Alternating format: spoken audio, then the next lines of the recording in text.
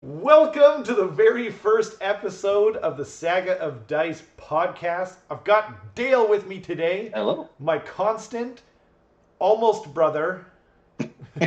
We have the same family name, yes. We Rob have the Johnson same and Dale last Johnson. name, Johnson same. and Johnson.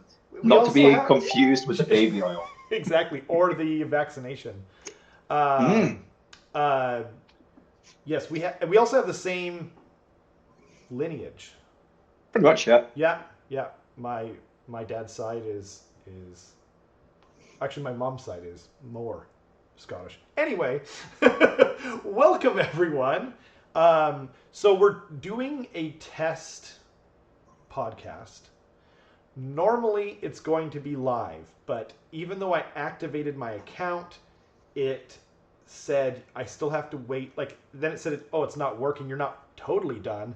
And then I hit it, and it As with said, any test, "You the have." first time doesn't I really know. work well. Oh, it's so embarrassing. But we're trying this We're out. going to be like a Pokemon. We're going to evolve. We're starting off as an Eevee, and then we're going to evolve out into something completely different. My son would get that reference. I know. I'm sure some people will. Oh yeah, I'm Hopefully. I'm I'm sure. I'm just anyway.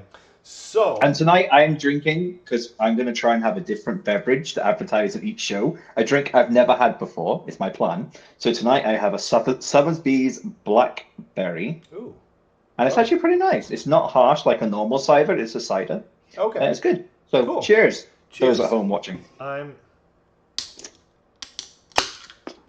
I'm having my favorite beer is a Widowmaker IPA. Ooh. So I might do a different beer every time, but I'm not going to commit to that. So I'm just challenging myself. It's mainly because I've tried to cut down the hard spirits and the amount of alcohol I have. So I'm like, if I could treat myself once an episode to a different thing, then that could be a thing. I mean, we're planning on doing this once a week. The plan as it sits right now, and this will probably change from time to time. Hopefully, we can get kind of a lock on the schedule at some point. But the plan is to do Tuesdays at 7 p.m. PST. Hopefully, we can sort of have a live chat going on. We're not going to be as hardcore as some places. It's going to be kind of a fun conversation about the hobby.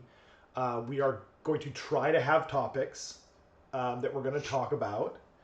Today we're going to talk a bit about the FAQ and the something show surrounding it, as is usual. So, Age of Sigmar is a great game. It's what got me back into wargaming, specifically Skaven. But we'll go into that So in a when, second. yeah, when But did you get back into wargaming? okay, actually, so how? Well, why don't we start from the beginning? Okay, The year the was beginning of time, the the Big year. Bang I started. think I don't. Sparks up. I guess the year was 1994. I thought it was 92, Oh yeah, but we're both old, by the way. we're old. Yes, We're older people. I wasn't old enough to drive when I went into a Games Yeah. Workshop for the first time. I guess it was in 1994.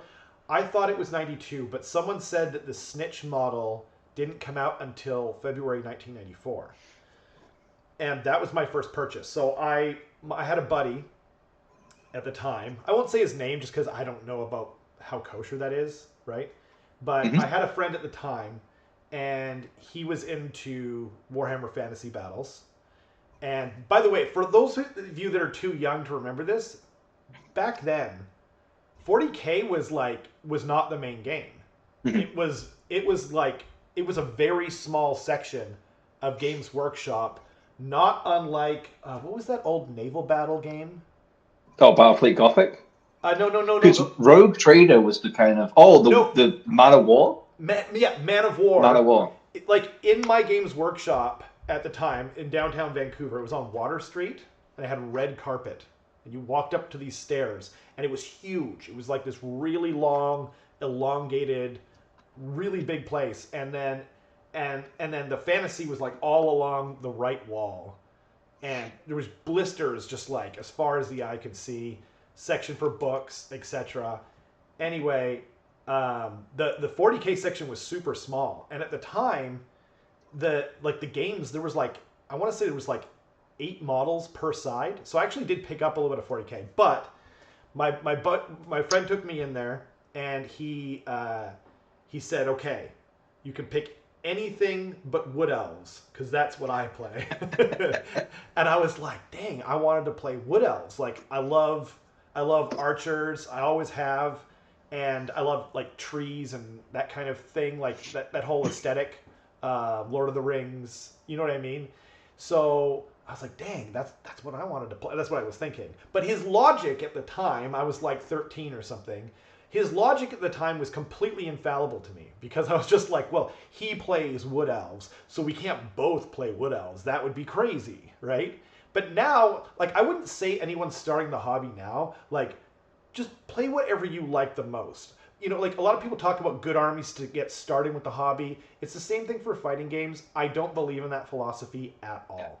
Do you Whatever think it looks cool? Yes, that's what you want to go with. that's exactly it. If you think it looks cool, and if you're more of a Melvin or whatever, where you're into the story and whatnot, then you know, but whatever you like the most. Because the fact of the matter is if you play the thing that you like the second best or the third best, you're less likely to complete painting, and you know, because it's a huge commitment. Like, this game is a very high bar to enter in so many levels. The rules wise, painting, you know, you got to put the models together before you can even play with them. That's crazy. It's just funny because I remember when they went to do AOS 1 and it was supposed to be the great reset to make it easier for people to get into. A lot of easy build kits, I think.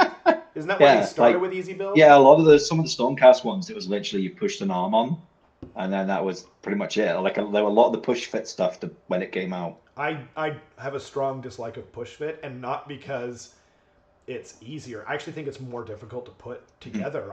What I do is I cut off the stems and I just put it together, because you can dry fit it way easier. Anyway, so I looked through every army book, right? And then I found my favorite army of all time, the Skaven. And I never looked back. So I bought the army book, and they were trying to talk me into this. Like, I bet you so many people have had this experience. They went in and they're like, well, you like the Skaven and you like Wood Elves. Well, that's really great and all. But what you should buy is this box set that has neither one of those armies. It's like, it comes with the rules, you know? Just like, cool story. I was a red shirt at one time for about 6 months when I was 18. Do they push that philosophy? They must. Oh, yeah. So back in, I don't know anymore because the company's changed a lot different. But back in when I worked for them for a very short time in Edinburgh in 1998, you basically, every store would kind of have targets. So you'd have to sell X number of core games, X number of super glues, X number of starter paints, and everything like this. So each store would have so many they'd have to do, and the manager had to push the staff to do it. So everyone that came in, it had to be, hey, how are you doing today? Would you like to come and have this game? Would you like to do this? So everyone that comes in the door, you want them to come and do a test game, because if you can get them to do a little intro game, you can get them to probably buy something, even if it's a starter paint set, which has a couple of models in. So I had heard that before. Yeah. But I didn't want to like put any words in anyone's mouth. No, I mean, this was definitely. But I never heard the super glue. I never. Oh yeah, even super glue again may have just been a weird ass manager because he was weird.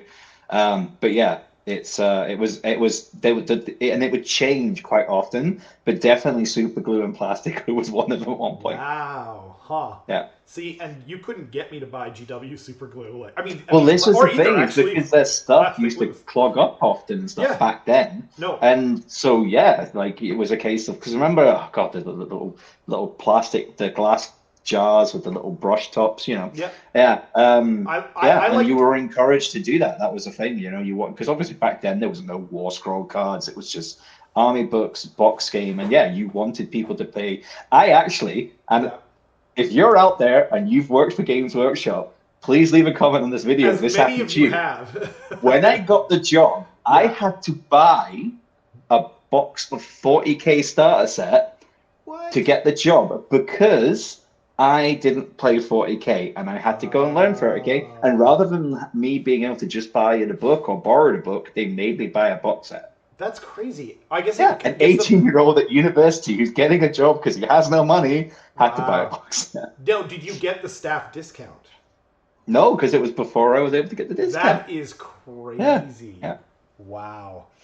That's shady. I'm not Yeah. gonna lie, that's a Yeah. little shady. But Oh, there was but that's a whole but different before rabbit I well. forget, We yeah, should have an after hours drunk episode where I can rant about all the stuff that used to happen at Games Workshop Edinburgh. Saga of Oh, Dice there's After a whole Dark. thing. Yeah. Well, so So I who are you?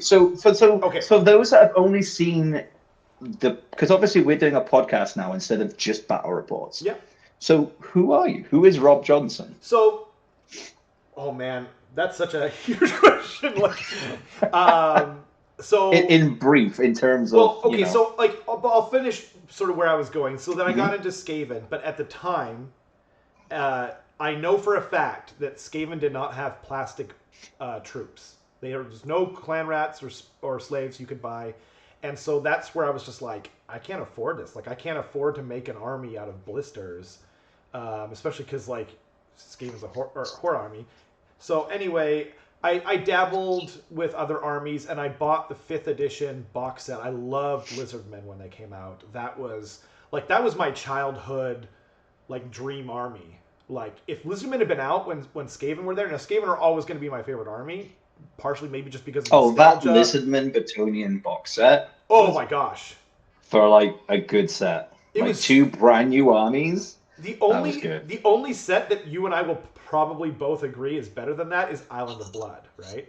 Oh yeah, It's yeah, got that's a good. so my favorite army of all time by far is Skaven. Now I don't Yeah. know if it's because I read The Secret of Nim like that was the first novel I ever read, and that Yeah. was just and I just loved that whole the rats and that and everything else, or if it's because I like Gremlins because Skaven are basically Gremlins. I think we can all agree. I don't know, but anyway. So then girls happened. I went off to school in Japan, went back to university in Japan, came back, got married, fast forward like about 20 years later. Yeah, about 20 years later. And my apartment burns down. You're like, Obviously, laughing matter. where are you going with this? Right? And so our apartment burned down. We had like nothing. We were living on an IKEA. Oh no, we had a And was block. that in Vancouver or was that in? Our apartment was in North Vancouver, Okay. down near the water on East Second Street, and yeah, it was one of the worst fires in North Vancouver history. Blah blah blah. It took them about 5 or 6 years to rebuild. We had insurance, but not enough. Get enough insurance. If I can leave anyone with with any information from this podcast that's actually useful in any kind of real day life, it would be make sure you have enough insurance. 40,000 sounded like a lot, but you just don't know what your stuff is worth because you've accumulated over a lifetime, over 35 years or whatever. So anyway, so it burned down and we didn't really have anything, but we did have some insurance money. And so I spent it all on Warhammer. End of story.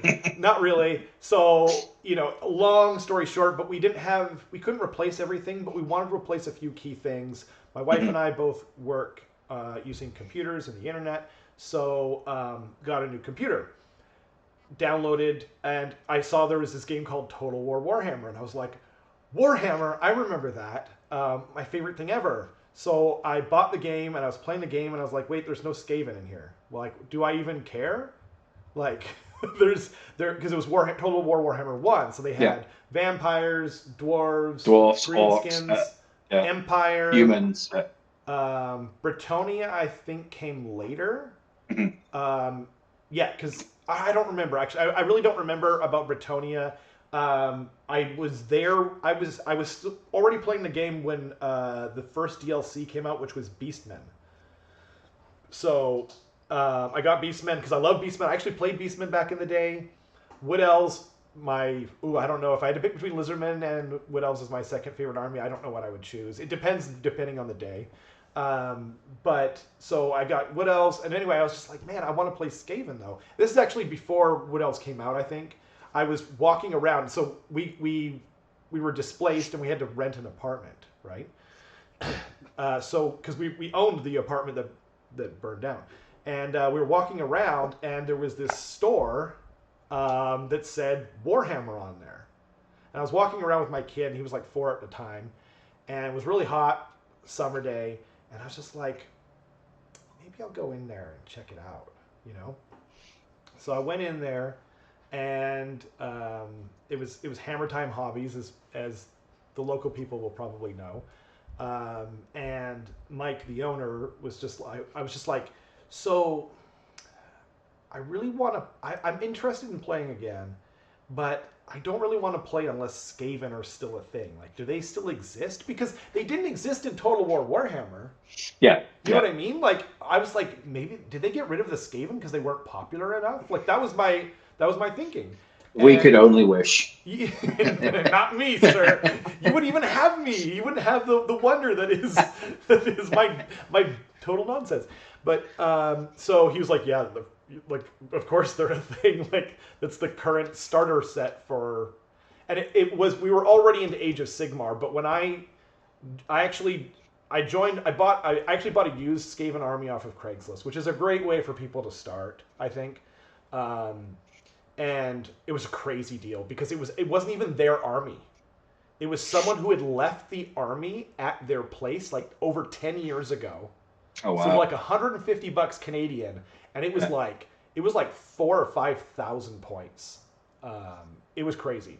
So actually, this guy, I just put this guy back together again. He was part of it.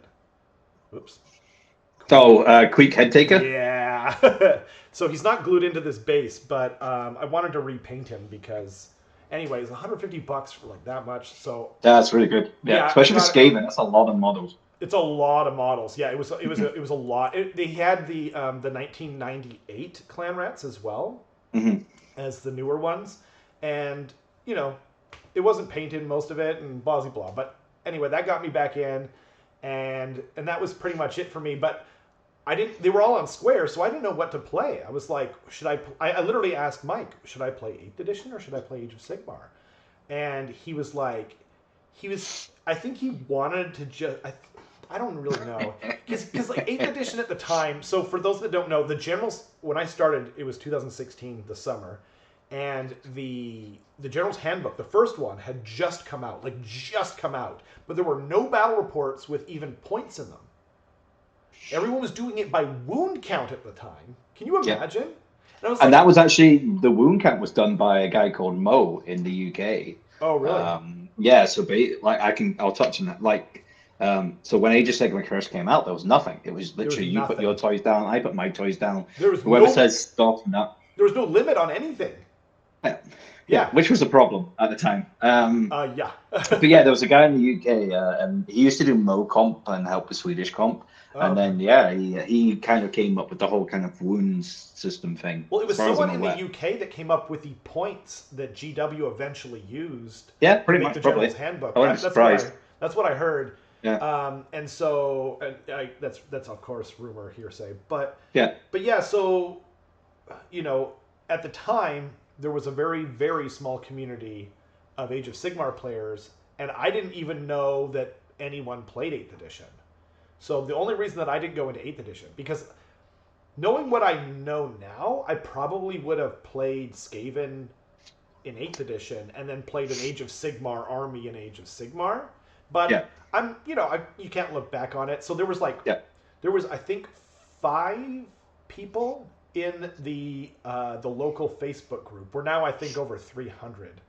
But when I joined, there was 5 of them. There was Andy. And I went down for a game night. They used to do every Wednesday. They would do a game night. It started at 3 p.m. though, and I had to, I couldn't go down there. I had a 4-year-old and a job and my wife, and you know what I mean. Like I just couldn't get down there that early. But anyway, I went down there and I met Andy, Hillary. And for those who don't know Andy, Andy's like everyone a legend. Andy. He like lives in a cave in the mountains, and he's like the old man of AOS and Warhammer. He started our local Age of Sigmar group. He did. God bless him. Everyone knows Andy because he's been on the channel more than anyone. He's older than us. He is. He's a legend. The rumor is that he's actually an 800-year-old Highlander from the Highlands of Scotland. Yeah. And he Except he's very English. except he's actually from Oxford. Yeah. And he knew Winston Churchill. He had coffee with him in a tunnel in the Blitz. Like, people don't know, Andy is basically Treebeard from the Lord of the Rings. Yeah. He's a time traveler. He just And he's keeps a going. Sylvaneth player and a He's Widow got a player. picture of himself in a cupboard somewhere, which keeps him young. So I met him, and I met Rob Taunts, who's been on the channel Yep. as well. And Hillary. Yeah. And Hillary has not been on the channel yet because my home is essentially a death trap for him. Yes. But we're figuring that out, and I'm not exaggerating. Like, we're trying to work on that. Yeah, it's hard to get him down those stairs. Yeah. Yeah. I've got stairs, and I've got the steepest driveway that's ever been created. It's practically vertical. Rob lives on kind of like a hill, and it's literally think very vertical steps to get there. It's I'm not basically like on the edge of a cliff. Like, it's crazy. Yeah, pretty much. Yeah, like, most people don't go up my driveway even in the sun. Anyway, and then Jason Rowe, who has been on the channel as well. Yeah. And then anyway, so that's very basically how I got back into the hobby, and I haven't looked back since. I've been painting, and I started a smaller channel just under my name ages ago, and I would just talk about stuff.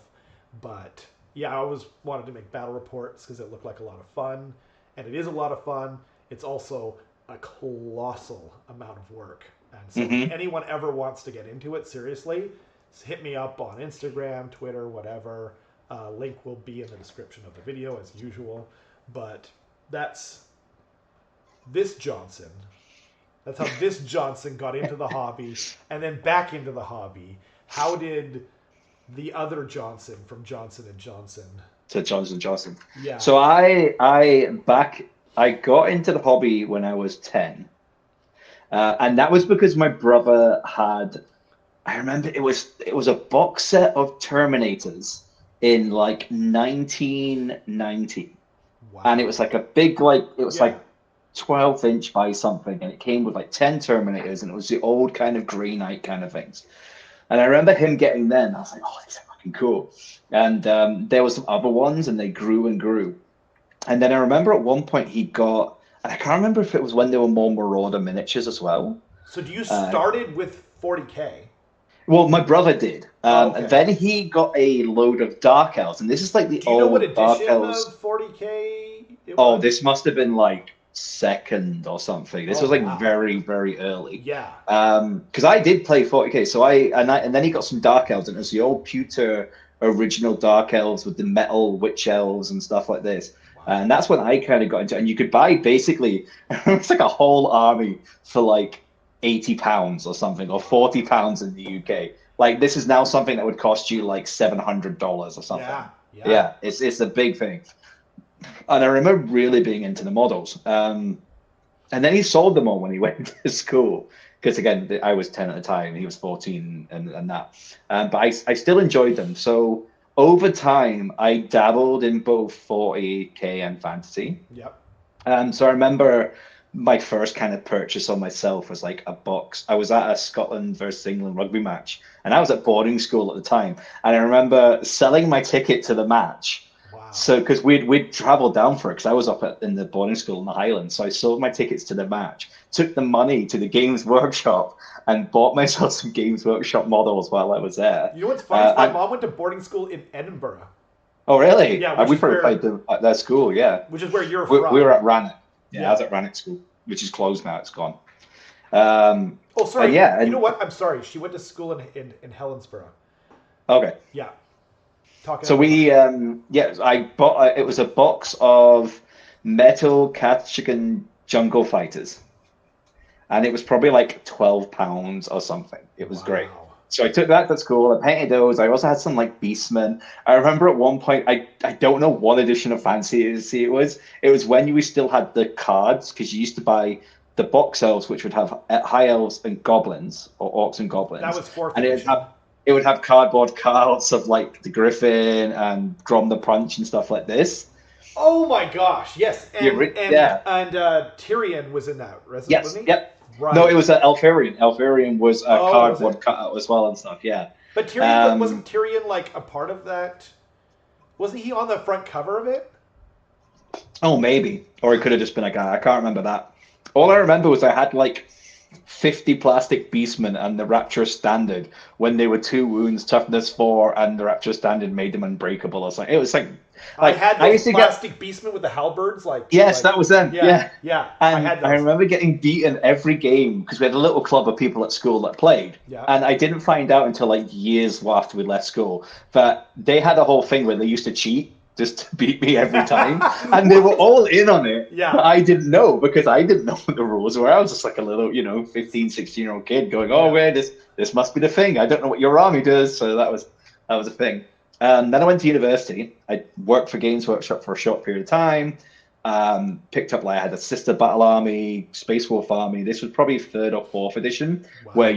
where Magic was still in 40k. Like I remember Space Wolf. It wasn't psychic. I don't remember. No, it was when it was it was psychic powers, but you used to be able to do a thing. So with Space Wolves, I had 2 Dreadnoughts, Nigel Stormcaller and Ragnar Blackmane, and you could do a thing where Ragnar Blackmane could do a call, and it meant your army could like run an extra thing and charge or something.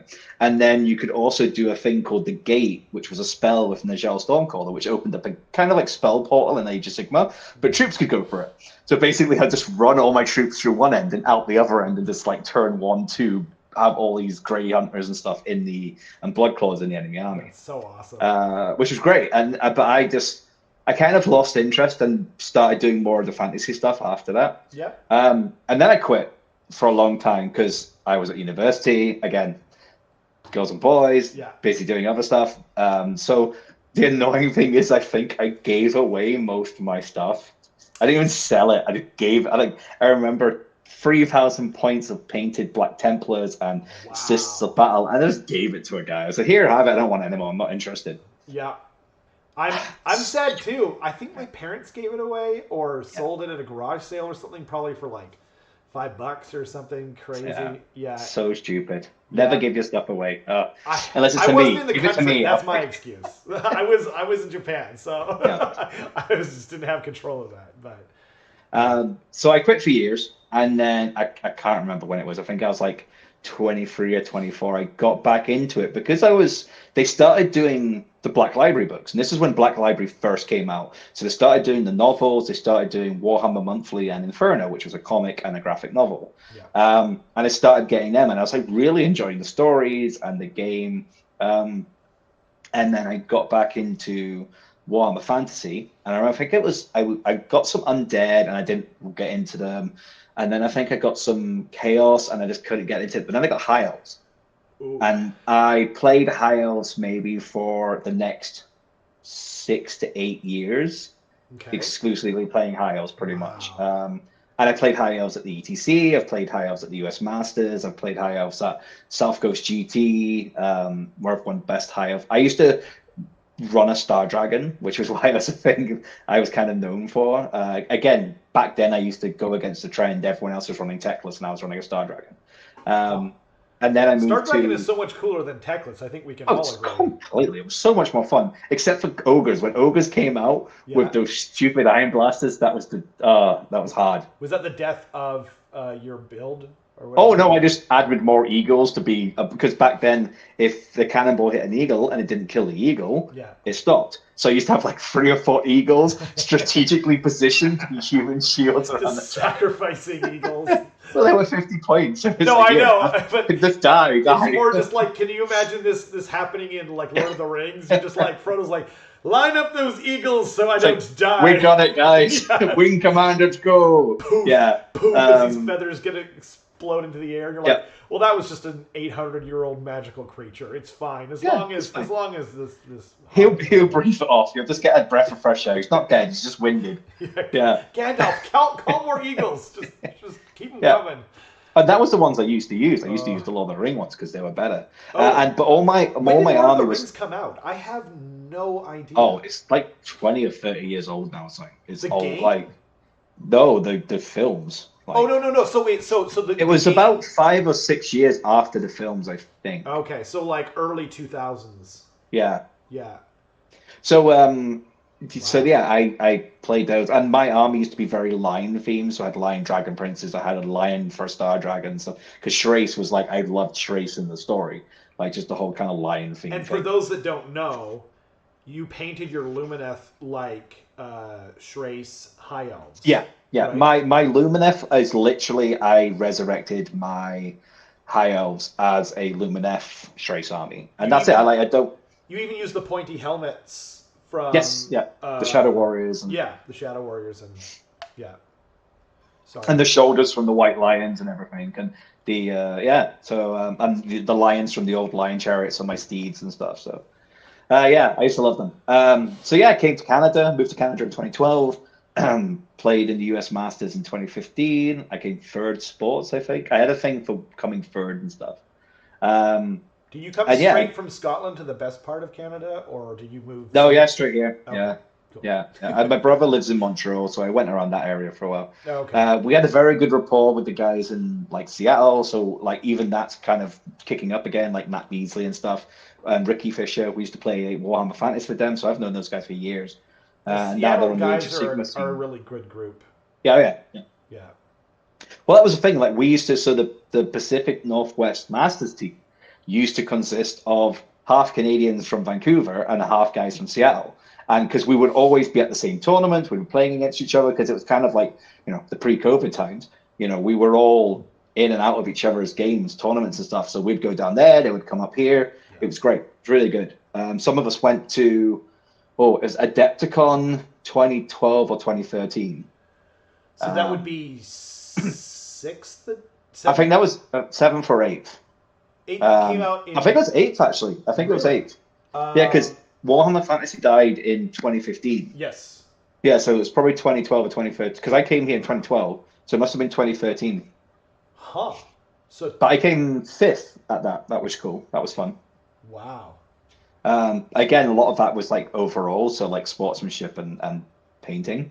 Yeah. But And still, then that's a part of and the then hobby. unfortunately, It always kind of yes, has been. Yeah. yeah, especially here. Yeah. Yeah. And then Age of Sigma came out, and the end times happened. Yeah. And you had a And podcast. You had a very popular podcast. popular. Well, We had a number of listeners. Yeah, we did all right. You know what? But yeah, though? we But people don't understand. Like the world that was. Now that has nothing to do with you guys, Mhm. but it has everything to do with GW not supporting their own product. Oh, yeah. But like they, how to say this diplomatically? Well, I mean, maybe I won't go into it, but like.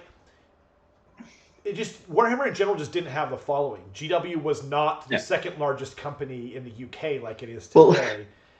Twitter wasn't as big as it is now. We didn't have Twitch, I don't think, at the time. They didn't do the Warhammer preview shows like they do now. They didn't have Warhammer Plus. They didn't have, the Warhammer community face page. They only had the Facebook page. The actual Warhammer shop page. There wasn't the community page. And even like Twitch did exist in 2012 for sure. But it's not what it was. Well, and it was Warhammer. like strictly video games at the time, at least as I remember. And I was just watching StarCraft and Street Fighter at the time on Twitch. Yeah. So, okay.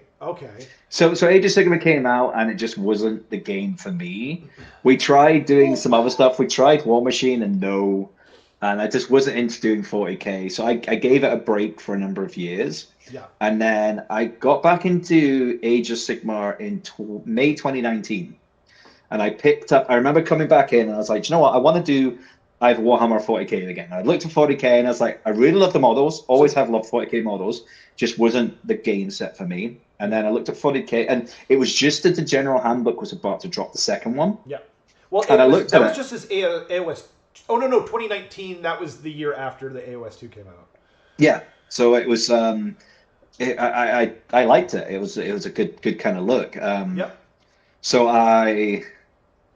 I managed to pick up. I was looking around, and originally I was looking at Stormcast and Daughters of Cain and Blades of Corn. They were the ones that kind of interested me.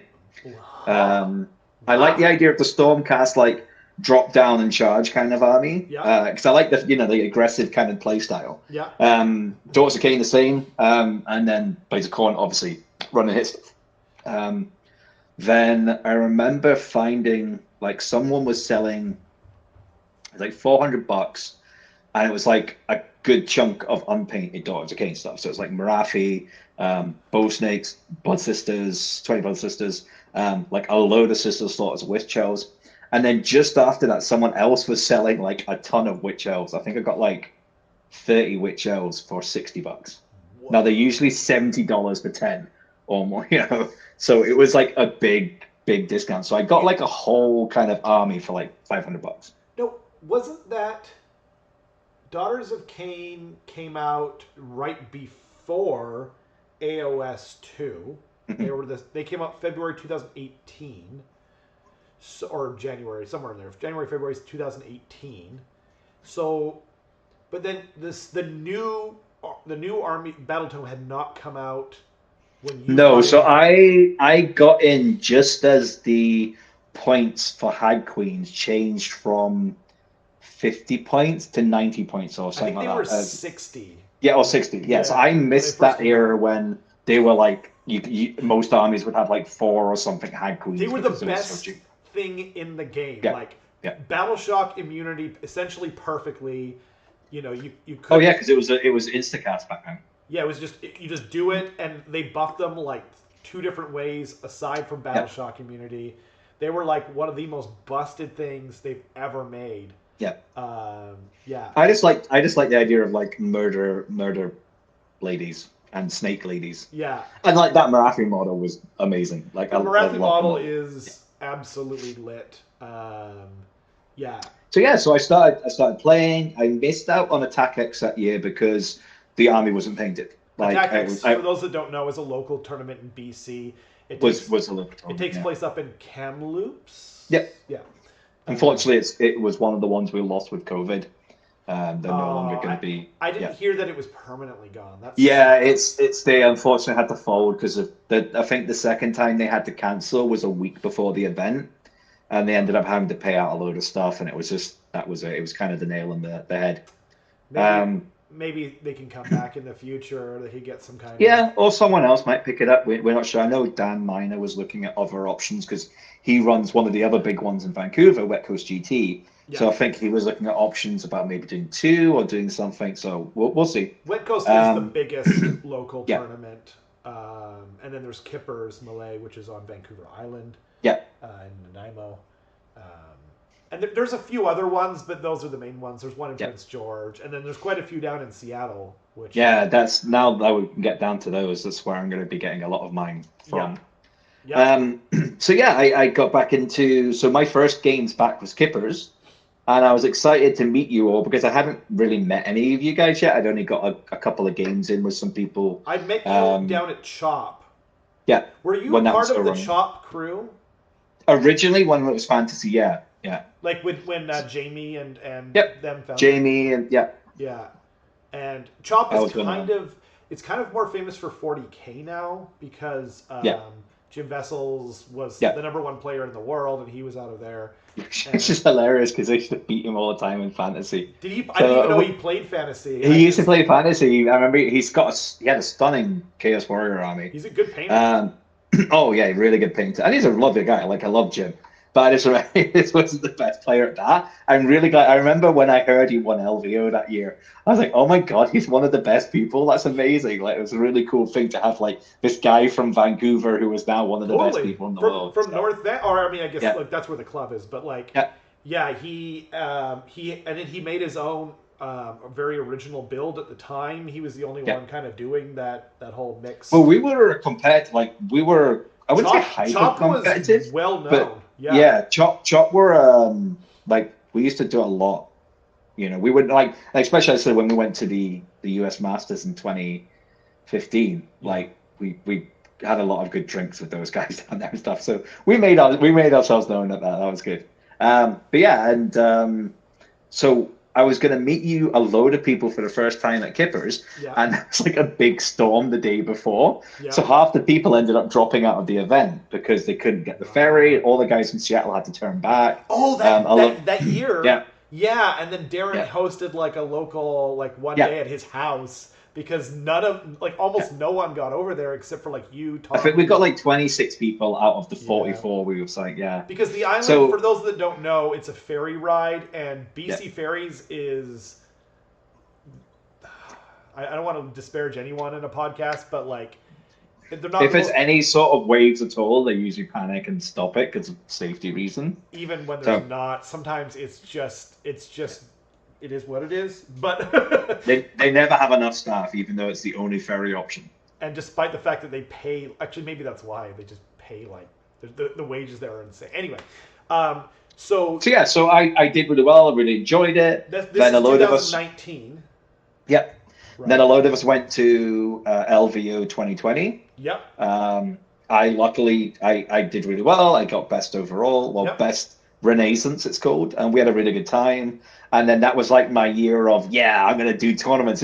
I'm gonna make myself a name again. I want to get You're like, known again. 2020, it's a great year 20 for it. Great year to get into every, and then COVID obviously. So for years, so like in the last 2 years, I've painted 4 armies. I've managed to go to 3 tournaments. Wow. So we had Kippers 2021, Yeah. which I managed to go to. And then in the last 2 months, I've managed to go to the Open Series in Seattle and Rivals, And Rivals. in Bellingham. And Now, we should say before we forget. Yeah. So you won best overall 2020. Yep. Didn't Natasha? And then Natasha won Best Painted. Painted. Yep. So our local club is called Warp Dice. Yep. For those that don't know, I don't really advertise it because I don't know what to say. I mean, what do you advertise for a club? Like it's Well, I for think they local used to do players. quite well tournament-wise. They were in the rankings in Canada. Yeah. But then obviously COVID happened, and like so many of them haven't played. Like I think there's only maybe 4 or 5 of us. There's only me and Matthias that are actually traveling to tournaments right in a minute. That's true. Yep. So, and Matthias you know, won the Seattle Open. Yeah, he won the Open Series. So yeah. he won best general, just to be specific about it. Yeah, and he- Matt Beasley got overall. And Matt Beasley got overall. Yeah. So we're doing pretty good for that. Oh, and Veronica. Oh, yeah.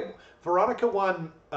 What's it called? The player nicest player award or something at Oh, nice. Hippers. I want to say Okay. that year. Maybe it was 2019, which is hilarious because Veronica's actually, it's not hilarious at all. Veronica's amazing. She's super nice. I was gonna make a joke. Where are we going Yeah, with I it? know. I was gonna make a joke, and I was like, you know what? Knife us last week. No, Yeah. not on a fairly empty. I have weekend. still not had a game with her. Every time we What? I've always hoped to have a game with her, and then something's come up or something happened, or like they had to kind of go to the tournaments and stuff. So yeah. Veronica, in 4 words, doesn't believe in retreating. That's all you need to know. Plays aggressive armies. Slaanesh, Daughters of Cain. Yeah. Yeah, she had like 90 witch elves before. Anyway. So my hope is this year coming is going to be the year I'm going to try and get my ranks up again. Okay. And we'll see how it goes, and then that'll be it for a while because me and my partner are looking at starting a family. So it's kind of like I'm going to try and get this done, and then that's my year. Do my the year bucket doing. list and then Yeah. that makes sense to me. So that's my plan. So yeah, so I didn't do greatly. I got 3 and 2 in both rivals. What did you have a heart attack for a second? I thought it wasn't recording. I was Oh, like, what? That would have been hilarious. Oh Like man. 45 minutes of just like talking to Well, each if other. That's the fine. button says record, and I'm just like, oh no! I swore I hit it, but now I see that there's a time next to it. It is so- doing it in my corner as well. Yeah. Okay. Yeah. Cool. Yeah. So So now I've done 2 tournaments so Oh, far. okay, yeah. One with Gits and one with Daughters of Cain. Old books. Old General Handbook, and I did 3 and 2 with both.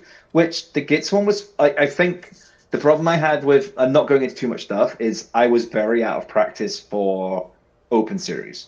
So when I went for LVO, I was playing like weekly, Yeah. and I hadn't played for like nearly 2 months before Open Series. COVID And I used the same list I used at Kippers Yeah. because I was like, I haven't played, I am so rusty, at least I know this army. Yeah. And then for Rivals, I had a fun. I was using Gits with Kragnos, the problem I had with that is the two games I lost were against the two winners of the previous. I literally got I got Matt Beasley game two, Yeah. who went on to win it, and he was the overall winner from Open Series. And then game three, I was rewarded with Matthias Yeah. with his Block Kinders. And it was just like, really? I even said to the TO at one point, it's like, why do you hate me? Like, literally, you're giving me as gifts to the two better, like, literally the two winners of the last tournament. But there's And an they're easy answer to using that, Dan. worse lists. Like, it's like, I mean, he hates you because he knows you, right? Probably, yeah. I don't really know him at the time. But, okay. but I mean, I had a really good game against Matt Beasley. I won't talk about Matisse. So that was the subject.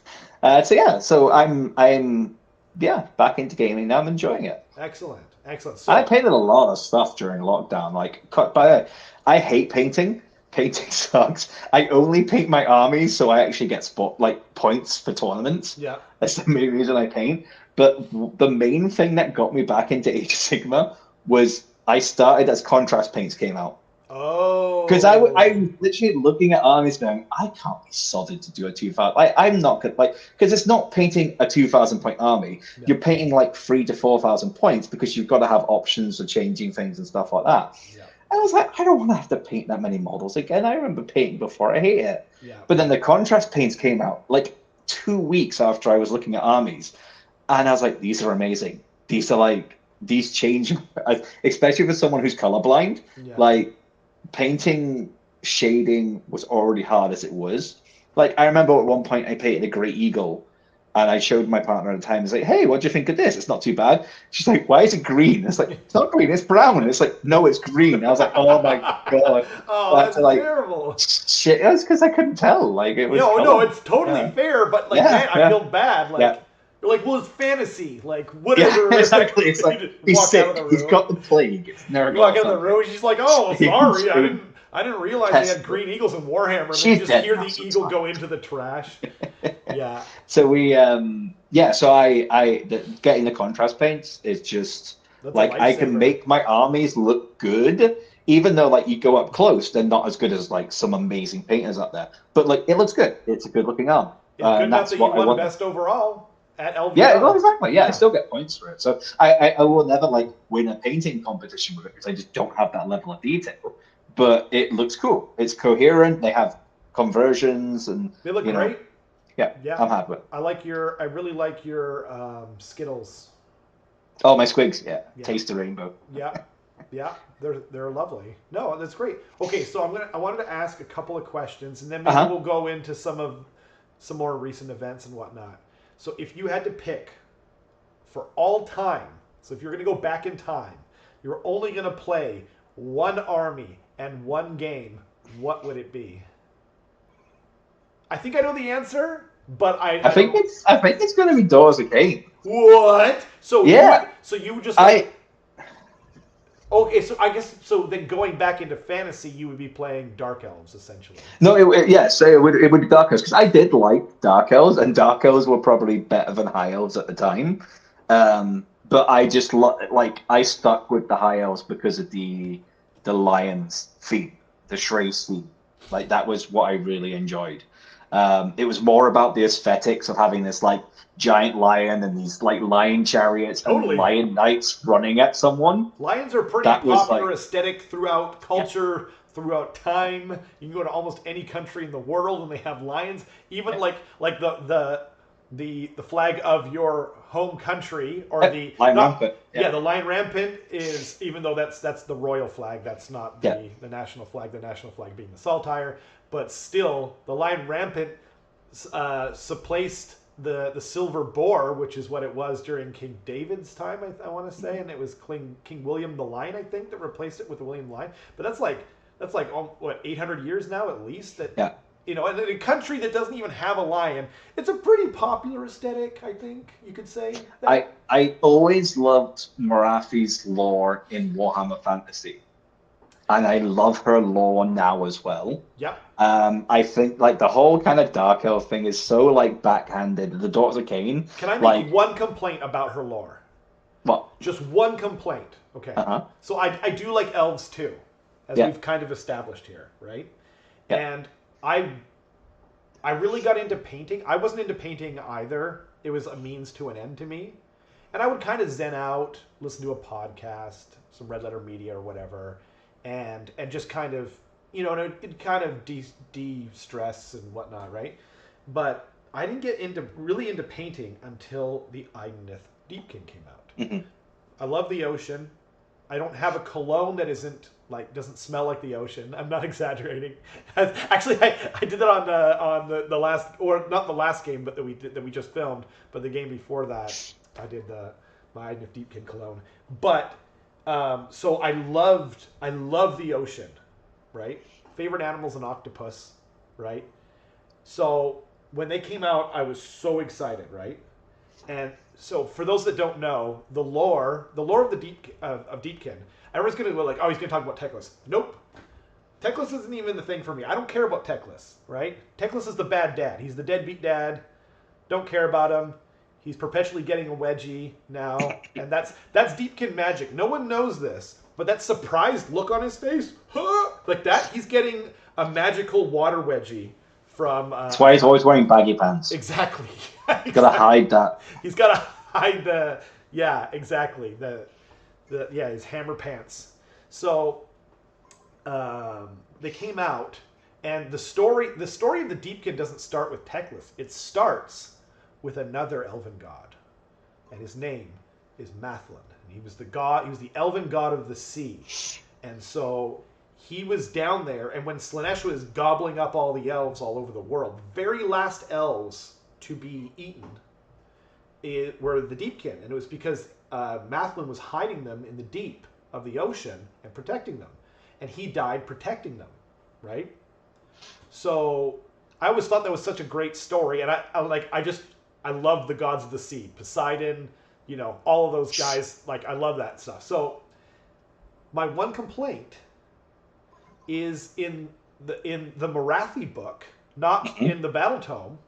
She goes in and she eats all the old gods, including it seems like she ate Cain as well, right? And so my one complaint is that they kind of closed the door on so much awesomeness that they could have brought back. Like, what I wanted for the Deepkin was them to resurrect Mathlin, right? Because they still love him. That's why they have aspects idolins of Mathlin. Did she eat Well, Mathlin? Because so from what I read, they didn't say specifically, but they strongly hinted at it. So I guess technically closing the door is. Yeah, because the impression I read from it was, and again, this is like people's own opinions, is she ate all the Phoenix Kings. Oh. And then when she got to the one that recognized her, which was Anarion, which was her husband, who she gave birth to, Malekith. Yeah, Malekith. He's the one that cut her in half and made the Shadow Queen and thing. See, so that was Anarion. That was Cain. No, I think that's Anarion. Because Anarion was kind of the first kind of Phoenix King. What? So I think Cain and I think the original gods are still either in Slaanesh or still out there. But I think it was all the Phoenix Kings, like one at a time, was getting eaten. And then when she finally got to the first Phoenix King, which was Anarion was like, no, fuck you. And like, because he was so powerful. Wow. So he's still in there as well, technically. Okay. That's what I think. I hope you're right. Yeah, so cool. Because I don't know my high elf, dark elf lore. I was only into wood elves from the world that was. I hope you're right, because I had this idea of Mathlin being resurrected as this, you know what I mean? But he's kind of tainted like Deepkin, and then maybe because they've never explained why Deepkin are the tainted ones, because the Deepkin, so like. Slaanesh ate all the elves, right? So then they're going into she's stomach, right? And the Deepkin are on top. They spent the least amount of time in there. And they're the first ones out. Yeah. It makes zero sense that they're the tainted ones, unless they're conjoined with Mathlin, who's got this kind of bitter whatever. But What's the the Phoenix mercurial? Kings Yeah. were what you were after because she still has memory of the Oh. Phoenix Kings, and Well, also yeah. the Phoenix Kings were imbued. So basically, a very quick rundown of it in like 60 seconds is Well, she's the oldest. yeah. So Anarion was was the first Phoenix King. He was the one that basically stemmed the tides of elves against chaos demons, and with him and his kind of psychic mage, who I can't remember his name right now, they created the rift that closed chaos off. So that's why there's only like so many chaos and They the created the Great Rift. the vortex. Yeah, Oh, yeah. okay. So it was actually the High Elves that created that. I knew that because they So explained it in Total War. yeah, But so it Marathi was was originally a disciple of Slanesh, who found her way to Anarion, and then wow. kind of was like, "Oh fuck you, Slanesh," and then kind of had a thing with Anarion. They had Malkiev as a kid. When Anarion died, well, And or just vanished. can we keep the cursing? Because Oh, sorry, yeah. poor editor Rob. Thankfully, this That's isn't live. okay. We're just yeah.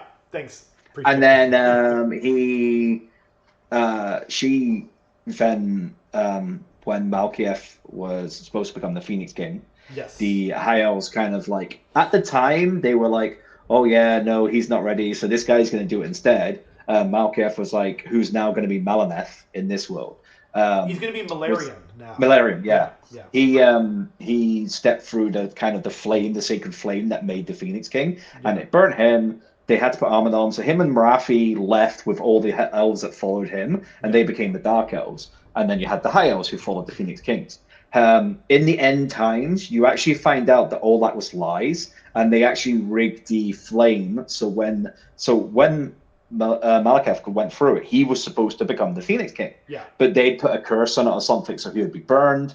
So they use him. So Tekla sides with him to unite all the High Elves and the Dark Elves together.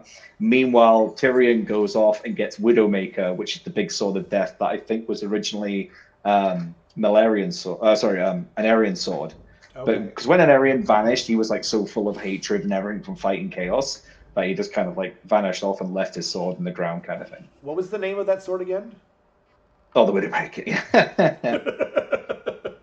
Which is why it's such a powerful sword. So like Tyrion and then there's the whole end times thing where Tyrion draws it. It's a big thing with that with the Dark Elves versus so the High Elves and the Dark Elves bond together to fight Tyrion and the forces of chaos because he joins up the chaos for a while.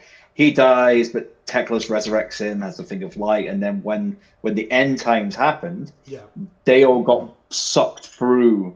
So you have Teclis and Tyrion, which is why Tyrion's still blind. So in this version of AOS, Tyrion is still blind. As far as we know, right? As far as we know, yeah. Marathi was there, obviously, and then you have Malarian. But because Malekith was with his dragon at the time, I think the lore is that they were kind of fused together, and he's now become like half dragon, half shadow god. Because he was the incarnate of shadow, because they all became like gods kind of thing. Yeah. Tyrion, Tyrion was light, right? Oh, Tyrion and Teclis, right? Yeah.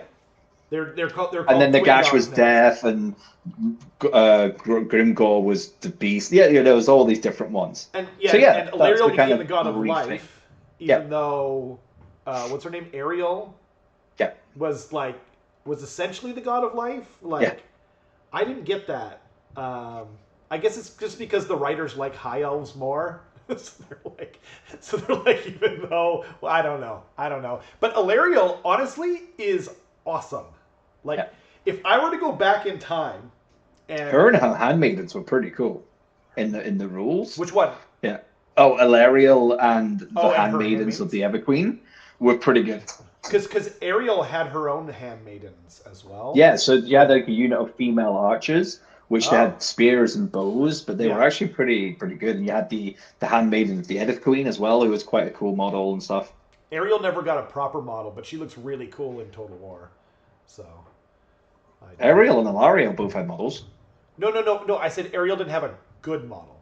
Oh yeah, she had the old man looking pixie wings person. You know what I heard recently is that Clown Nagash was a prank. Oh really? Oh, he was so funny. I heard Clown Nagash was basically, so the sculptor, this is what I heard, this is all It was like the hearsay. size of a cell phone, and yeah, Yeah. big.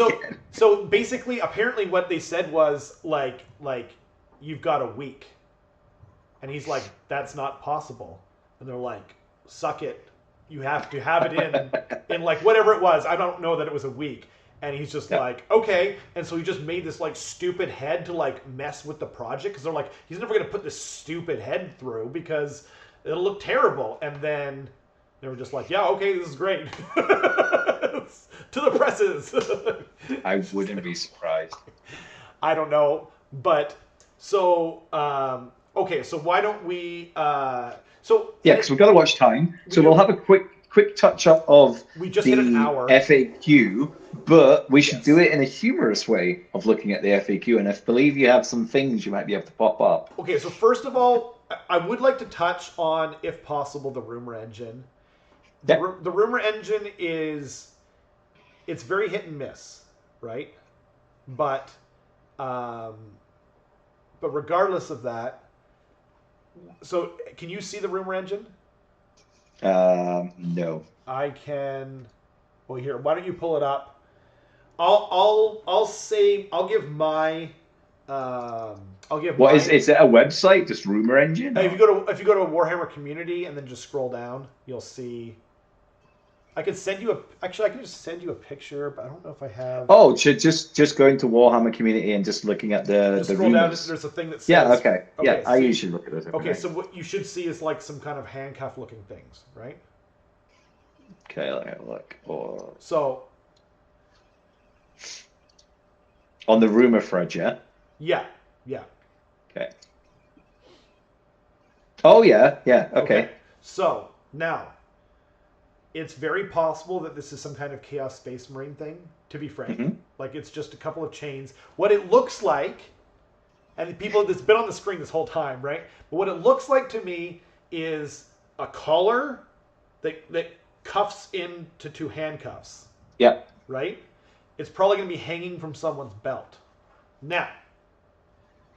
I got to give a shout out to this person. I'm looking down it. Yeah. And it's one of the comments here from a guy called Vash Pit, which is Trogoff Hag nipple guns. Oh no. Oh, Trog Hag confirmed. That's just brilliant. Okay, anyway, you're saying? What was that image? Yeah. How big are those pepperoni nipples? You gotta wonder. Yeah. But I'm going to guess, and people are going to probably see a running theme with me. I'm going to guess that it's some kind of molder.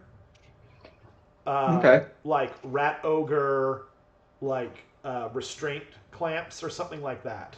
Now, that's probably not what it is. It's probably something chaos, or more chaos, or traditional chaos.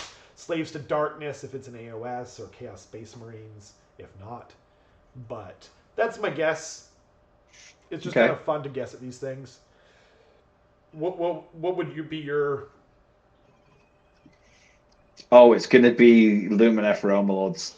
Like, it's the 7th release in 2024 where they I don't know. I mean, it could be Chaos Dwarves. I mean, that could be an option because we obviously haven't had, Chaos Dwarves were a thing and now currently they're not a thing. But it's they're rumored to be coming.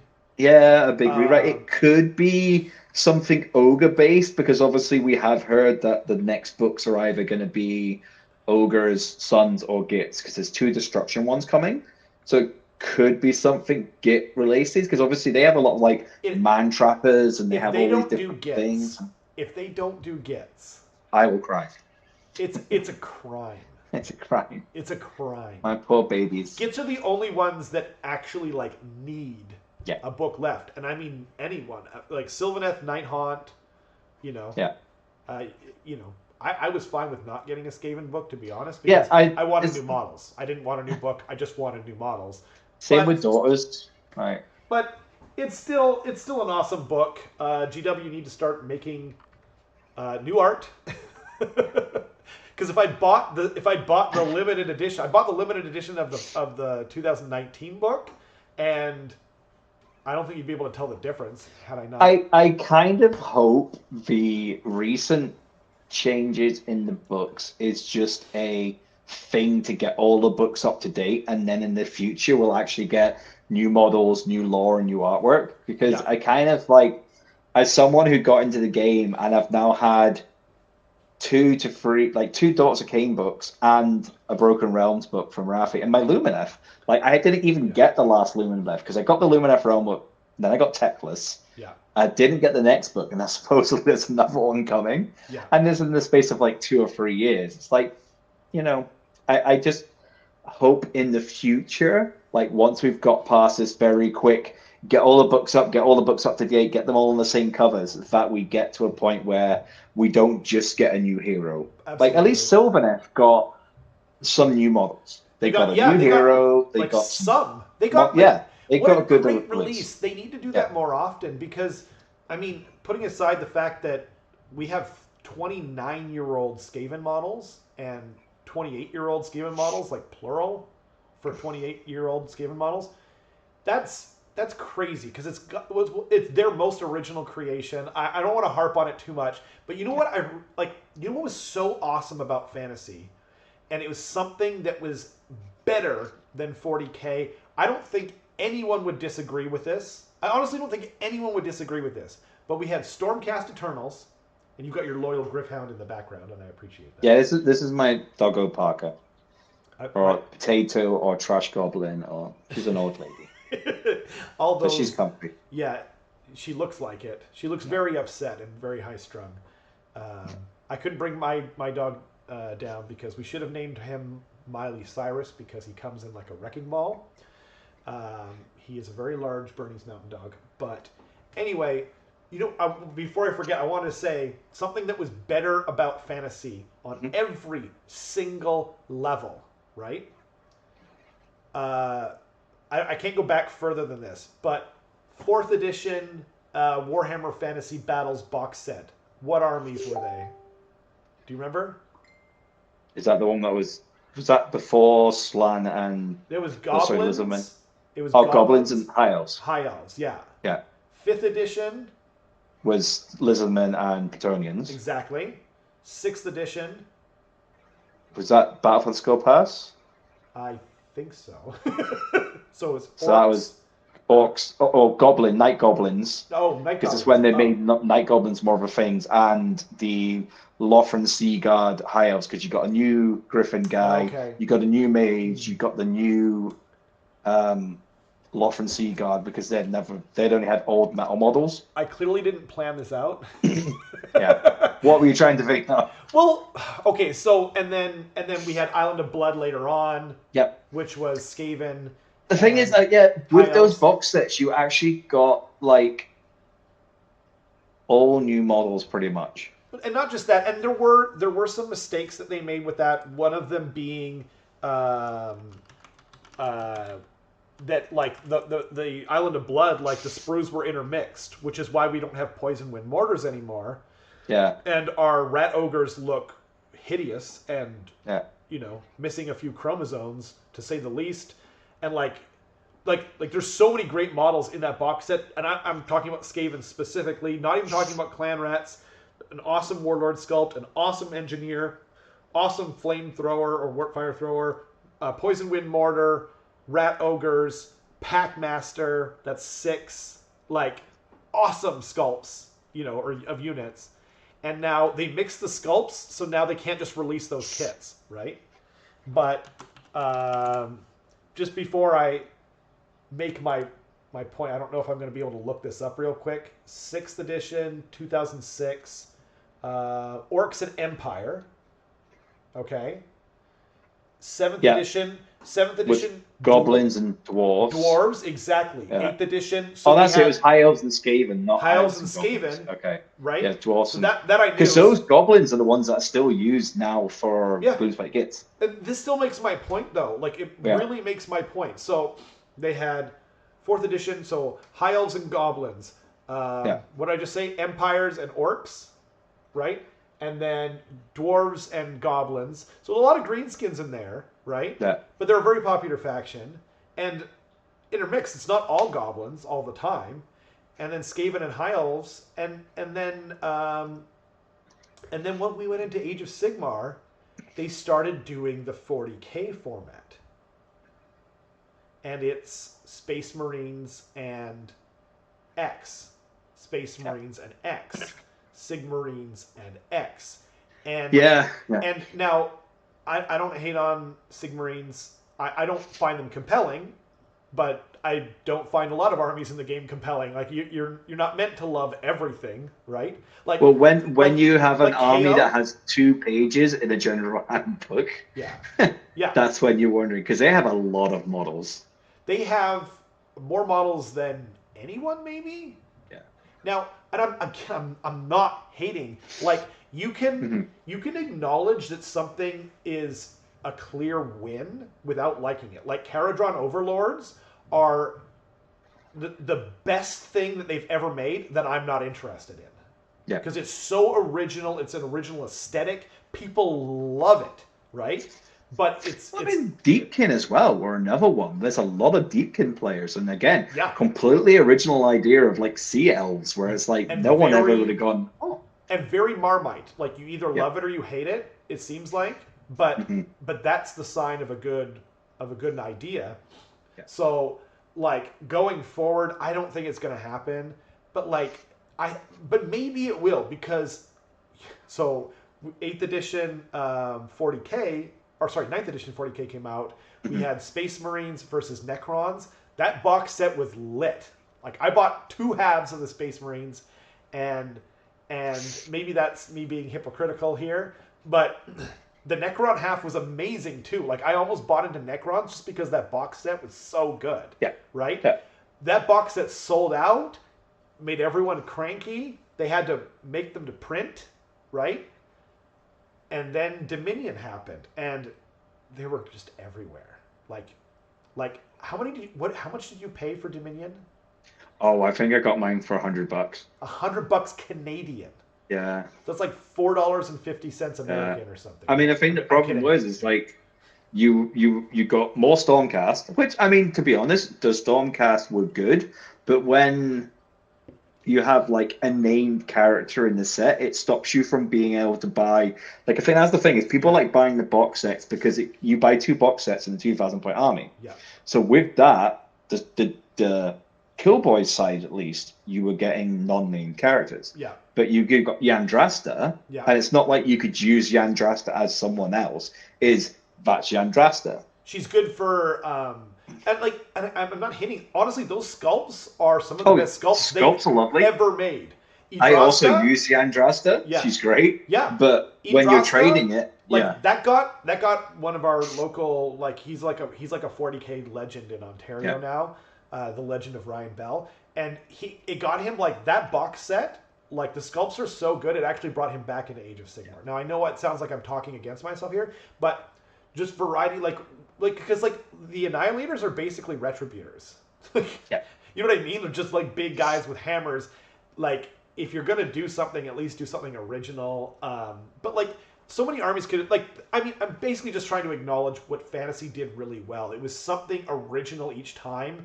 Yeah. 2 sets of people were absolutely ecstatic whenever they came out with a new box set, and it was worth, it was worth it. It was super worth it. Anyway, but and I guess that's a complaint, but it's honestly Age of Sigmar is killing it right now. So, which brings me on to my main point, or our main, I guess, the subject of the video. So. The General's Handbook came out. We're planning on maybe doing our first like live show about the new General's Handbook, but I feel like we can't touch on the FAQ unless we talk about the General's Handbook. Does that make sense? Yeah. Because the FAQ is kind of addressing a lot of the stuff that's in there, and also general effects. So, like. Well, by the time we record again next week, there might be an FAQ for the FAQ. There should be. Because if you've been online today, yeah. So I've got Twitch or Heywo's tweet like locked and ready, but overview of the General's Handbook. What are your thoughts? It's different. It's obviously taking, I think. when I mean different, it's not necessarily pushing it towards troops. It's the fact of there was a lot of prevalent monsters in the previous edition, but also because there was also so much other stuff around that. So monsters counted at 5 for objectives. They don't anymore.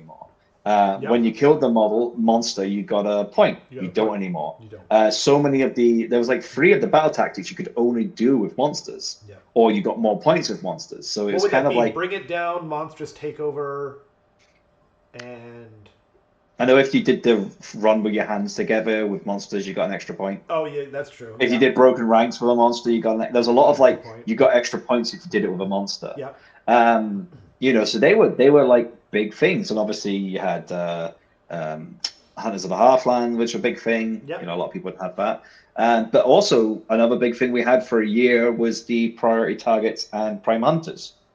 And that's gone now as well. So that, was a big boost for some of the armies that weren't maybe as good, where, it gave you a lot of swinging points or against like Stormcast Dragons or against Be'lakor and things like that, or if Suns.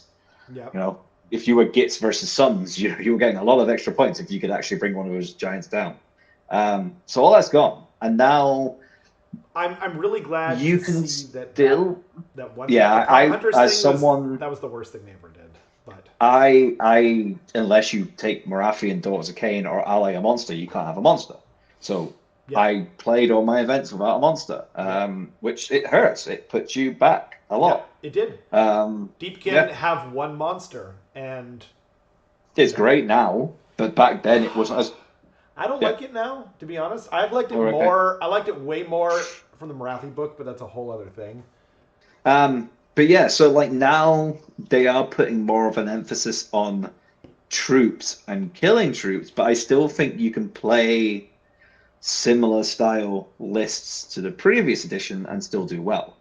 I think so. I think for a while, like I was looking at the game we played the other day, and we both had expert conquerors, and I don't really, because the point with expert conquerors is like if you're going to take the point with lots of bodies, you're going to take the points with lots of bodies, and then it's going to get hit by an elite unit, and that's still going to happen. And it's going to evaporate even quicker now because with bounty hunters, bounty hunters, and that's the thing is like so I almost don't see a need for that for expert veterans.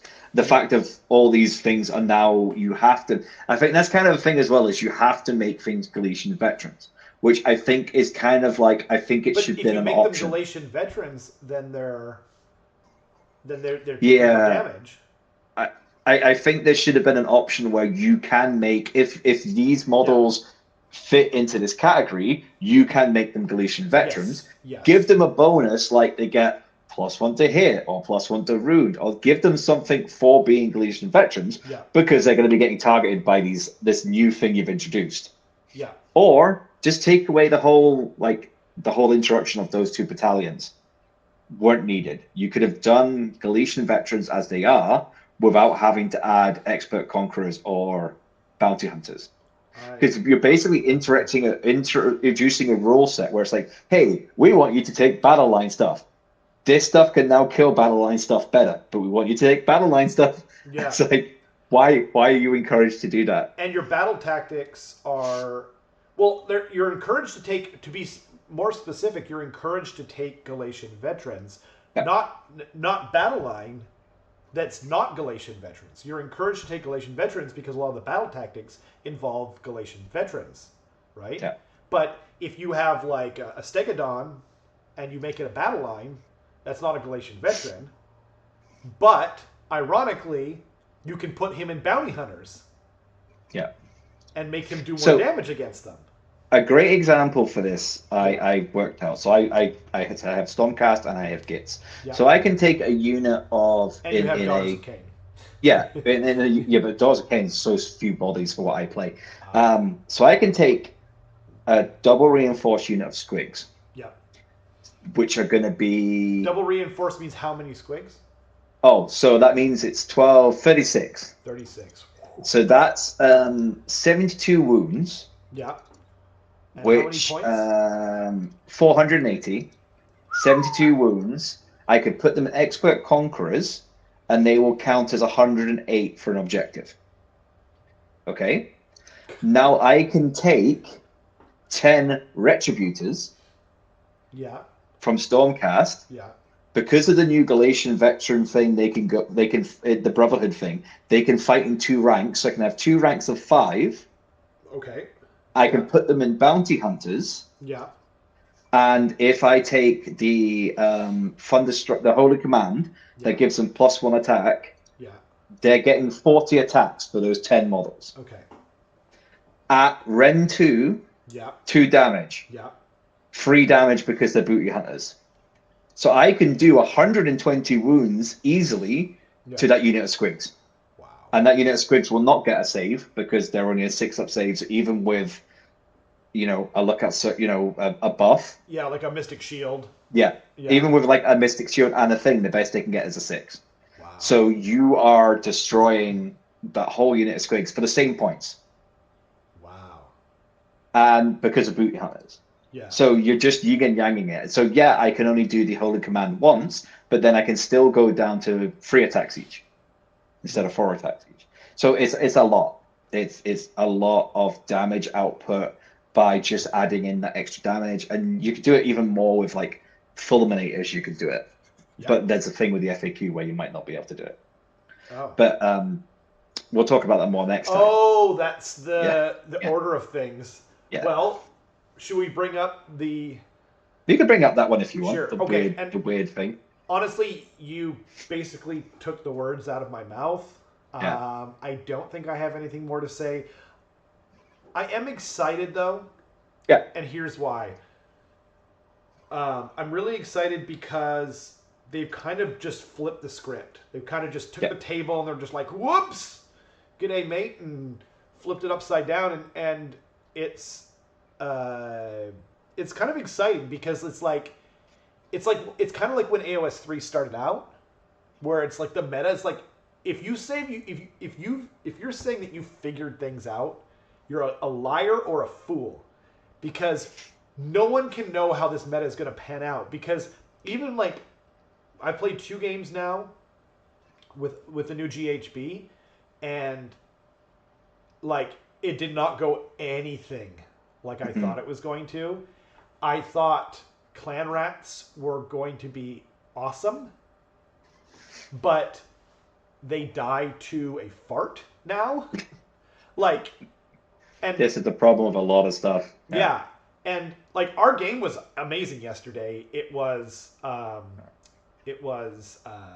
very close to say. All it takes is 2 or 3 models with 2 or 3 attacks each that are booty hunters against Galatian veterans, and you will make a serious dent. Poof.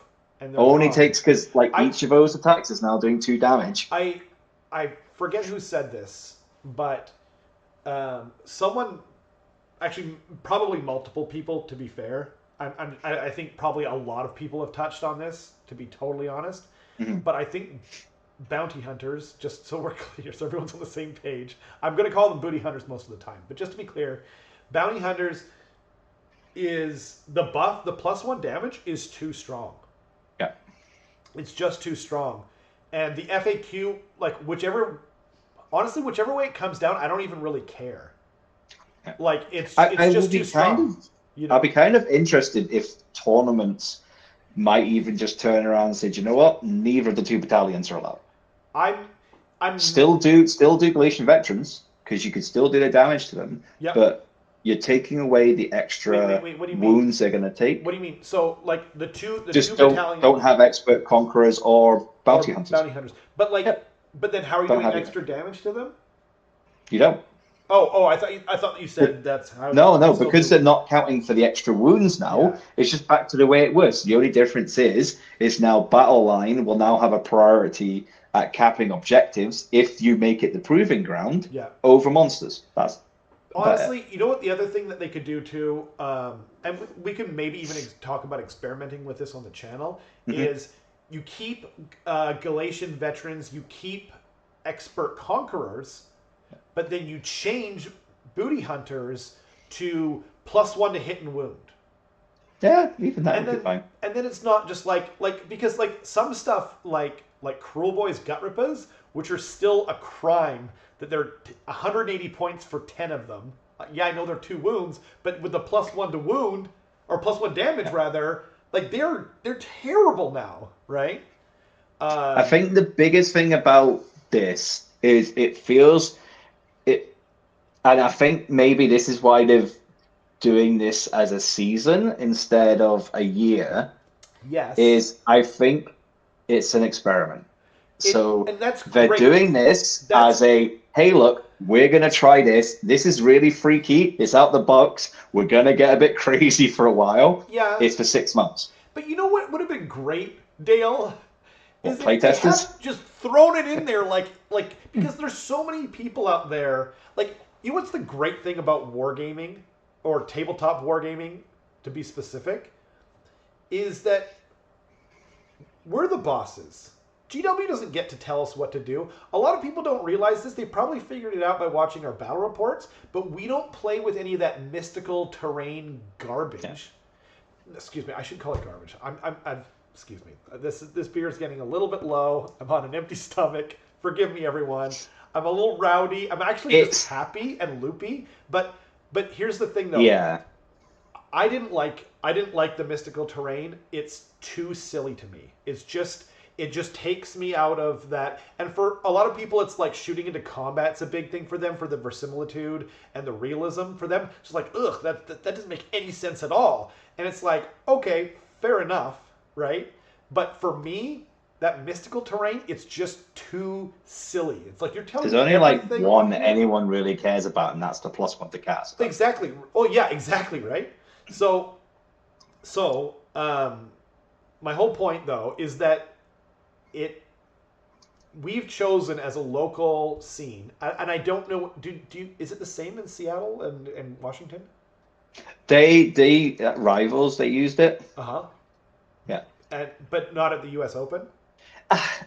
So the US Open, they had Ironically. rules for it. Uh I huh. think maybe one game we actually used it, Yeah. and the rest of the time we didn't because it was just like I think for my first 2 games we didn't. And I think it was like I usually say to my opponent, say, "Hey, do you want to use this? Because if not, I don't care." Yeah. And see, that's perfect. But that's what I mean. That's what's so Yeah, awesome about it is that we're actually the bosses. yeah. But there are a lot of people out there and they're like, well, no, but GW said so, so therefore they are God. And it's just like, no, we get to decide. So it would have been great though, because like, by the way, like it says, if you look at the AOS 2 General's Handbook 2019 or 20, I think it's 2020. It literally says in the General's Handbook, you must use these terrain pieces and these terrain rules on there. And I don't think anyone worldwide was going, well, yeah, obviously we have to do what they say, because like so they can cross a line. Anyway, it would have been nice if they had just said, here are some optional. This is a tournament pack. Like here's the new match play rules, and here is a tournament pack, or whatever. They don't have to call it a tournament pack because then people will feel like, okay, this is only for tournaments. You know what I mean? Like this is a, I don't know, like just something. Like they can make up their own lingo. They're very good at that. Well, some would argue that they're not, but that's a thing for another day. But you know what I mean? Like that would have been so much better. But yeah, I'm with you. I'm not like a. I think we should experiment with it for the time being. Yeah. You know what I mean? And we could even make a house rule. So even like if you comp has been around for a long time and it Yep. comes and goes and it comes and goes. Now, It. 2.0 and Yep. the 3.0 General Handbook before Yep. were in a point where a lot of tournaments didn't need comp. They just ran it as it was and it was there. Yeah. I think we may get into a point because again, there's like people have talked about some book battle tactics versus just using the ones from the General's Handbook. Yep. There's which we can talk about another day. Yep.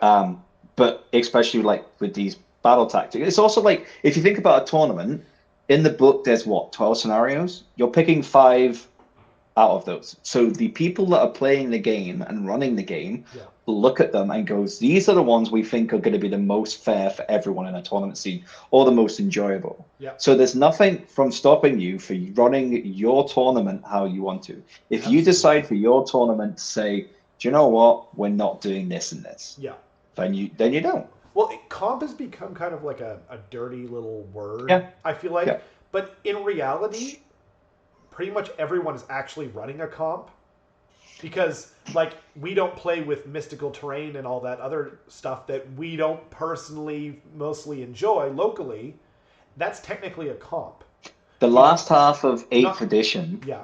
mostly was Swedish comp. And Yes. if you don't know what Swedish comp was, it's a system where you make your lists to a set points between 10 and 20, and things that are really good are minus points, and things that are really bad are plus points. Yes. And the idea is you want to get a good comp score because you're going to be matched up against someone with a similar comp score. So if you're taking a dirty, filthy list, you're going to have a very low number. Yeah. And you're going to be against someone with dirty, filthy list for your first game. Yeah. If you're someone with a fluffy list, you're going to be against someone with a fluffy list.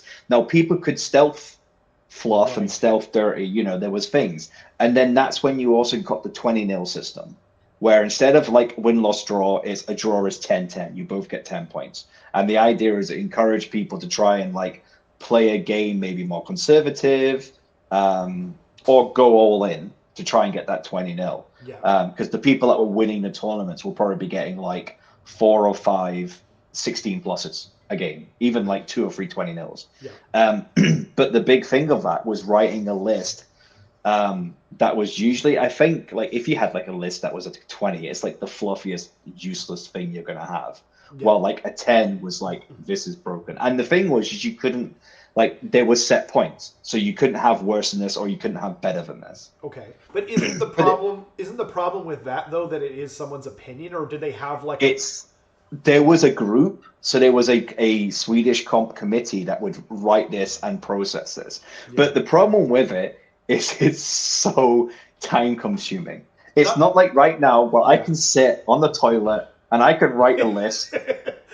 No one needs to know that, Dale. No, but that's everyone's done it. Everyone's either written a list on the toilet or in bed or on a bus, you know. Not me and my gas. Where with that, you had to have the current Swedish comp and you had to write your list and work out your thing. And then you were upping and downing it. And it's like, oh no, if I take this, I'm going to be a 10. I want to be a 12.9 because there were points as well. Yeah. And this was back when fantasy was not 10, 20, 30, 100 points, 200 points, 300 points. It's like I could have 13 of this model for individual points. Yes. It was a lot. It took you hours to write a good list. I think shields on clan rats were like 0.5 of a point or something, right? Yeah.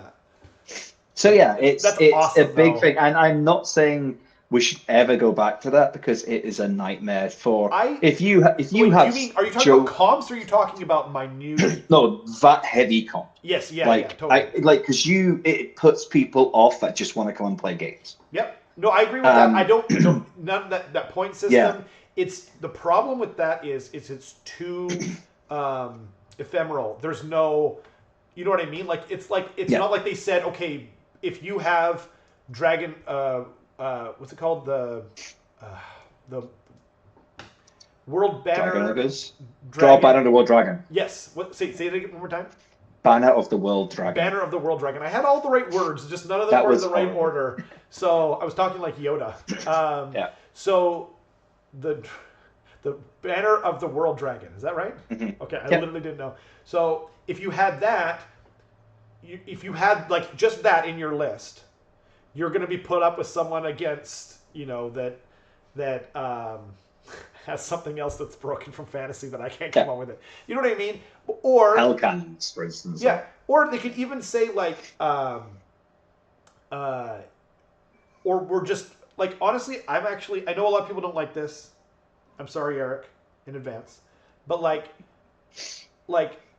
if something that like GW just won't fix is broken, then, and I know a lot of people don't like this, you should be able to play with your models, but if we just say as a community, okay, sorry, but like that's creating a huge negative play experience for everyone you go against. Like Yeah. Gotrek at one point, Oh, yeah. he was everywhere.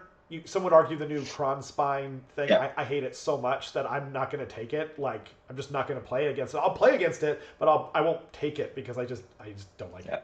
But like I used Gotrek before he became the Gotrek he is the now. Gotrek, yeah. And as soon as that came out, I was like, nope, nope.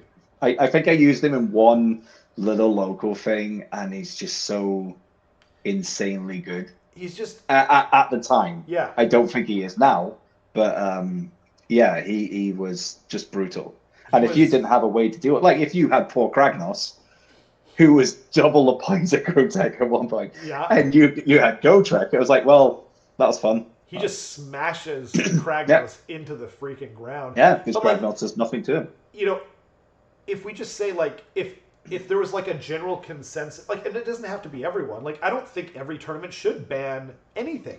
Like literally anything. I actually think Age of Sigmar is in a great spot, and I don't want this to come across negative. I'm actually super jazzed about it. I'm actually really excited for Age of Sigmar, and I'm more excited for Age of Sigmar right now than I am for any other game out there. And it actually that's huge because since about 2019, as a game, I've always liked Age of Sigmar more for armies, for aesthetic, for most aspects of the game. For a long time, I actually got more into 40k just because I like the system more. There's terrain rules. There's like all these things that were. I never played a game.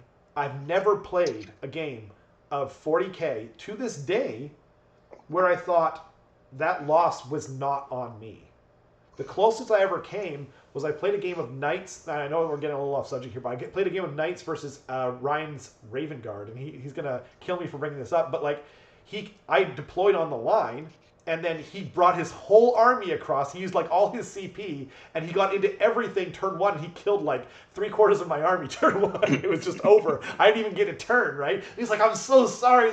Oh man, this is terrible. And I'm like, no, like this was my fault. I had the option of deploying, of backboarding you, and then you wouldn't have been able to do that. But I did. And he also made the decision to do that as well, to charge at you. He could have not.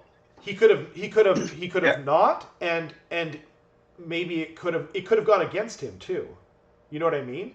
But I never felt like I played a game of 40k that wasn't in my hands. Whereas I definitely had that in Age of Sigmar.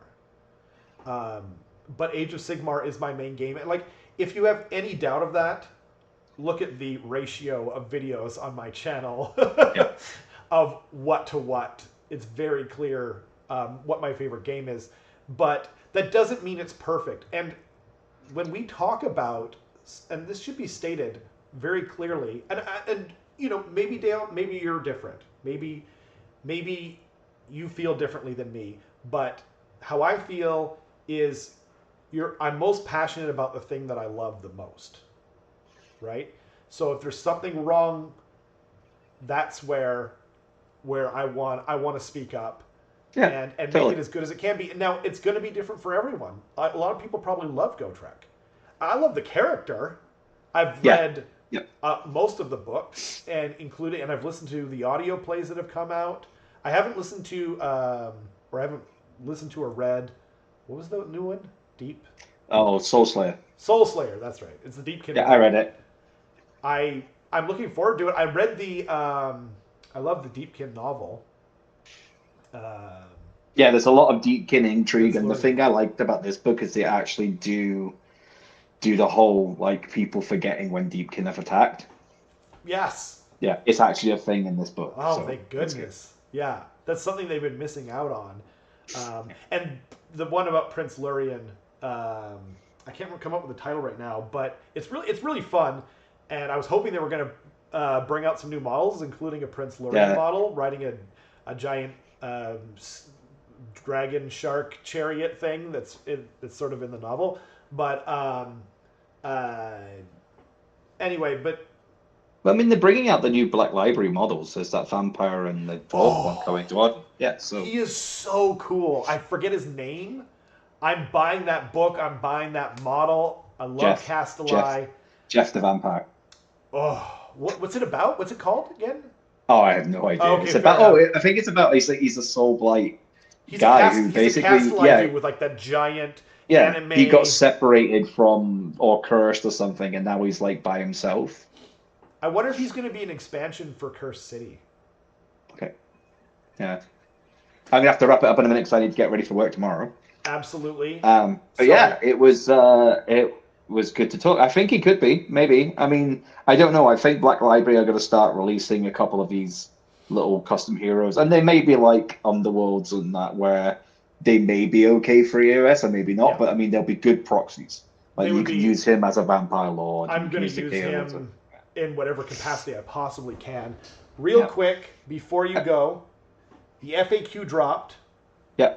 You're better equipped than I am to talk about the implications. There's I mean, a lot of in a brief overview, a lot of the FAQ was just bringing all the stuff that they touched on when the general handbook dropped yeah, up to date and making sure all the FAQ files were up to date. So some armies had pretty much no change, yep. or it was the changes that we already heard of. And the A Skaven one couple of hasn't come out things, yet. To anyone yeah, the Skaven wondering about and that, it's just not Sylvaneth out yet. hasn't come out yet. Daughters of Cain had a couple of changes, but then again, there could be some errors in there because the Daughters of Cain FAQ had like 2 or 3 blank pages in it, Wow. and then one of the scrolls looks like the old scroll. So Bloodwrack Viper was changed in the new book that came out 6 weeks ago to basically being the same spell, but it now had like a monstrous ability. Mm-hmm. So it could destroy buildings and it could do the stomp ability. Yeah. But then in this new scroll, it's completely gone. So it just seems very strange for a spell that has only just come out, which isn't like Purple Sun is right now, which is stomping the meta, Yeah. to come out and then suddenly get reverted back. So I think there's a mistake in the FAQ. Also, they've not changed Marafi's Rend again because they usually do every FAQ. Um, and there was a couple other changes for them where like Xanthakai changed to being just combat their attack on death, not from shooting and magic they had before. Yeah. The bigger ones that came out, there was a strange one about, which again seems to be causing a lot of confusion and discussion right now, where we're not sure if it's been written correctly or if it needs to be looked at. Yeah. Whereas basically, if you have an ability that sets something at a level, Yeah. it basically resets everything. So a good idea with that was the Gladiatrix, which sets your rend and your wound at a certain level. Yeah. It means if you put something on it that gave them +1 rend or +1 to wound, Yeah. that didn't count because this ability overrides that Yeah. because it's kind of like changing your blanket thing. Yeah. So it's very much like, I don't know, it's a weird one that's being looked at. Yeah. There's another one as well, which they mentioned today, which is if you have an ability that, so if you're in, say, combat with something like the Kronspine, Yeah. Kronspine does not allow you to retreat. Yeah. However, there are some things in the game that let you move, do a non-move after doing something else. So the example of that is Canary Yes. Heart Rings, Right. Yeah. where when they shoot in the shooting phase, they can do a free 6-inch move after. Yeah. And the way this FAQ is written is makes it looks like they can move out of combat because it's Yeah. 6 inches. I think the Maw Crusher has one with an ability. I think It's not the someone Maw says like Crusher. KO. It's the mount trait for all of Greenskin. So Cruel Boys, Okay. Bone Splitters. Actually, I don't know Yeah. if Bone Splitters have any mounts, but so you could do that with the Yeah. um, Snatcha boss on Swamp Drake or whatever. There's a bunch of different things, and the Maw Crusher. Whereas it's called Fast, and you get to move in the hero phase. I played it like that because I just thought you could. Was it against you or was it against Andy? I don't remember. But anyway. I don't think it's against me because I don't have anything that sticks you in combat. Oh, no. It wasn't that. It was just like Oh. I just moved in the. I think it was Matthias actually. I moved in the hero phase out of combat because I assumed it worked like the Blood Knights do. Yeah. But no, I was wrong at the time. But now this FAQ seems to have changed it so that it does work. Yeah. We'll have to see. I'll bring Yeah, up. so what we'll try and do is hopefully over the next week, we Yeah. will get some more clarification. And Yeah. if not, when we meet up again next Tuesday, we will go more of a deep dive into this and implications they have. Yeah. And we may even have a guest or two on to, or someone in the background to chat about it as well. That would be awesome. I'll bring up Haywo's tweet before and I'll read Yes, it there's some out. comedy tweets out I'll there. read it out. So this one's my favorite. So if you don't know who Halo is, it's a guy on Twitter Yep. who, whenever the FAQs come out, he usually does kind of like a comedy version of what the FAQ is. Yeah, he does like these And he imaginary did them this time. conversations that happen. So I'll read it out because some people probably want to paint along to this and not want to have to look Yeah. at their stupid screen. Just stick your heads down and keep painting, everyone. I got your back. So AOS FAQ React 1. This is the best one by far. Answer, because it's question and answer. It's how the format of the FAQs. In order to nerf Flaming Weapon for IDK, we've added a new complexity in characteristic assigning effects, which care a lot about timing and mess with all sorts of interactions across all of AOS for the worse. Question, who? Answer, Achillean Kings. Question, no one asked. Or who? Or no, who asked? Exactly, right? Like, no one asked. No, like, honestly, like, I play with Achillean Kings almost every time. Like, you'd have to give them the scroll. So, which means you can't give them other things that are awesome. No one asked. This is the exact. Haywo is the hero that we need, not the one we deserve. I hope that they change this, just because. Yeah, it's going to make things very complicated. It's going to add cascading questions and answers and problems down the line. Hopefully they fix that. Hopefully they fix the other one about moving. Just honestly, everything was fine. Like, everything was fine. But anyway, thank you, Dale. I know it's getting late for you.